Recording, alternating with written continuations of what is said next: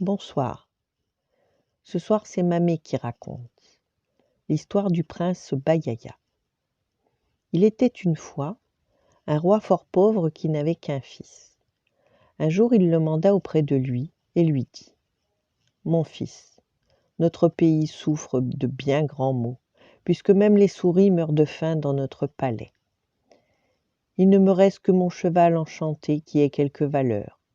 Selle-le et va-t'en. » Le prince se mit en chemin, et pour oublier sa peine, il se mit à chanter. « C'est une chanson d'un cœur pur que celle dont tu accompagnes mes pas, lui dit son cheval. Tu auras en moi le plus fidèle des serviteurs, et si tu suis mes conseils, ils te porteront bonheur. » Quelque temps après, ils arrivèrent dans un royaume étranger. « Il faut nous séparer, dit le cheval.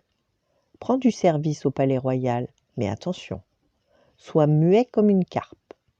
Quelques questions que l'on te pose, réponds simplement Bayaya. » Quelle était donc triste la capitale vers laquelle se dirigeait le prince.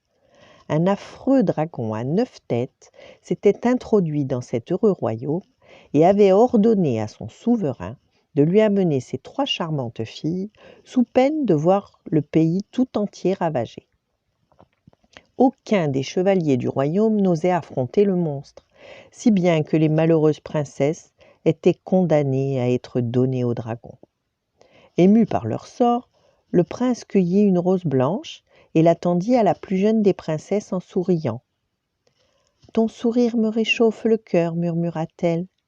Comment t'appelles-tu ? » Bayaya, répondit le prince. Hélas, malheureux, tu ne sais pas parler ?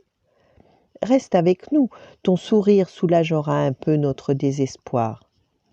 Plusieurs fois, elles lui demandèrent d'où il était, d'où il venait, qui il était, mais il ne répondait toujours que « Bayaya, Bayaya », si bien qu'elles l'appelèrent ainsi. La veille du jour fatal, le prince s'échappa du palais pour aller rejoindre son blanc destrier. « Dans une brique de ce mur, tu trouveras une épée enchantée, lui dit le cheval, quand il lui eut conté son histoire. Au premier rayon du soleil, nous irons au combat. » Le lendemain, le vieux roi et ses 3 filles infortunées se rendirent au repaire du dragon. 9 flammes sortirent de la caverne et les 9 affreuses têtes apparurent. C'est alors que surgit un chevalier inconnu qui se rua sur le monstre. La bête rugit de colère et ses 9 gueules vomirent un torrent de flammes. Grâce à son épée enchantée, Bayaya réussit à trancher chacune des têtes qui roulèrent dans la poussière. Le roi, reconnaissant, lui offrit la fortune et la main d'une de ses filles. Bayaya s'approcha de la plus jeune princesse.